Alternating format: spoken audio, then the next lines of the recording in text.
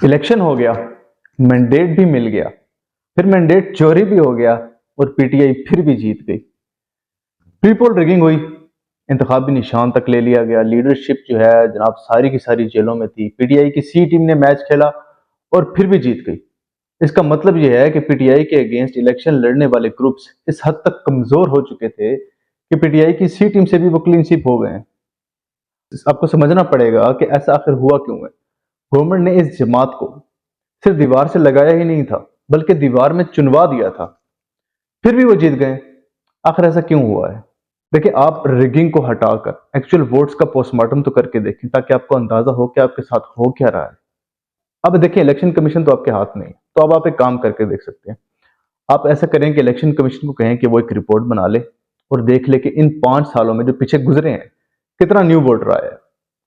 मैं ये हरगिज नहीं कह रहा कि नून लीग या पीपल पार्टी को वोट ही नहीं पड़े, इनको जरूर वोट पड़े हैं और उतने ही वोट्स पड़े हैं जितने इनको पहले पड़ते रहे हैं, या शायद उनसे भी थोड़े से कम थे, क्योंकि बहुत सारे लोग थे जो कि कन्वर्ट होकर वापस इधर पीटीआई में भी गए हैं। मैं आम आवाम की बात कर रहा हूँ। अब आप इसको ऐसे देख लें कि अगर एक घर के अंदर 6 अफराद हैं, माँ बाप हैं और उनके 4 बच्चे हैं।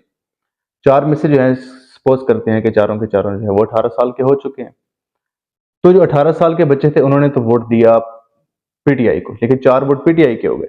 और माँ बाप के 2 वोट थे, अगर चले उनको फॉलो भी कर रहे थे पीछे भी, तो फिर वो 2 वोट नून लीग के। लेकिन मैं कुछ रियल लाइफ एग्जांपल्स और ऐसे कुछ लोगों को जानता हूँ कि जिन्होंने अपने माँ बाप तक को मजबूर किया कि वो वोट जो है वो उनकी खातिर पीटीआई को दे के आए। और माँ बाप जो होते हैं वो बच्चों के हाथों बहुत मजबूर होते हैं, तो वो ऐसा नहीं हो सकता कि वो उधर कर दे मुंह और बच्चों को ही छोड़ दे, ऐसा नहीं हो सकता। अब आपको ये समझना होगा कि न्यू वोटर जो है वो आपकी पुरानी और सीधा जो पॉलिटिक्स है उससे वो बहुत बिल्कुल तंग आ चुका है। वो चीज देखना ही नहीं चाहता। उन्होंने इस मुल्क में यार जिंदगी गुजारनी है। उन्हें नजर आ रहा है कि आपने उनके लिए कुछ भी नहीं किया।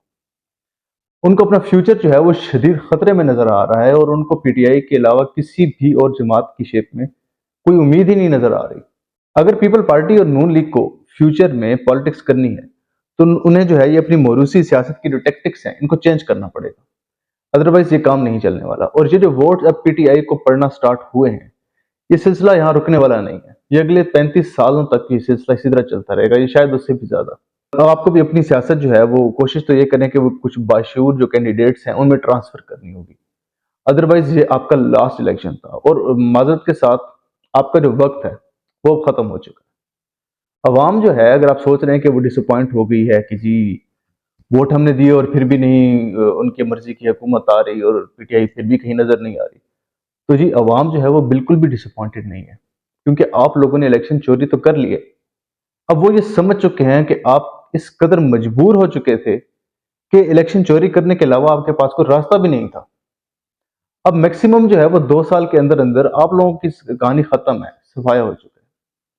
हाँ, एक काम हो सकता है कि अगर आप इस वक्त गवर्नमेंट ना बनाएं, सपोज इस वक्त आप लोग गवर्नमेंट नहीं बनाते और अपनी शिकस्त को तस्लीम करते हैं, तो फिर जो है वो एक रास्ता निकलता है कि शायद आपको नेक्स्ट इलेक्शंस के अंदर कुछ ना कुछ मिल जाए। क्योंकि इस वक्त जो भी जमात हुकूमत बनाएगी वो इस वक्त शदीद मुश्किल में होगी, क्योंकि मुल्क के हालात जो हैं या इकोनॉमिकली अब देख लें, और जिस जिस जिस आप डिपार्टमेंट को उठा के देखेंगे वहां पे आपको चैलेंजेस फेस करने हैं। इस वक्त ये कंडीशन है इस मुल्क की। मगर एक बात वाज़ेह हो चुकी है कि 2050 तक पीटीआई को नहीं हराया जा सकता, और इस मुल्क के हक में बेहतर तो यही है कि दूसरी जमातें कोशिश भी ना करें।